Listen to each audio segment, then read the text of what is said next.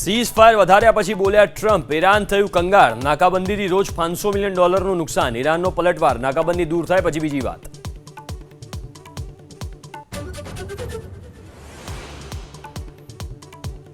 રાજ્યમાં આગામી 3 દિવસ ગરમીનું વચ્ચે જોર, 24 અને 25 તારીખે દરિયાકાંઠાના વિસ્તારોમાં ગરમી અને બફારો રહેવાની શક્યતા. અમદાવાદમાં તાપમાન 41 થી 43 ડિગ્રીએ પહોંચી શકે.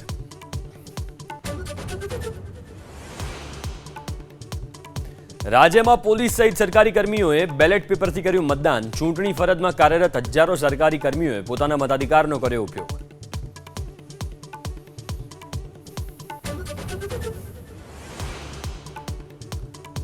સુરતમાં ફોરેક્સ ટ્રેડિંગના નામે છેતરપિંડી કરતા 3 શખ્સો સકન્યામાં. વોન્ટેડ ઋષિ પટેલ ફરાર, 14 હરિભક્તોઝાદે 2.5 કરોડની છેતરપિંડી. દર મહિને 4 થી 5% નફાની લાલચ આપીને ખંખાર્યા લાખો રૂપિયા.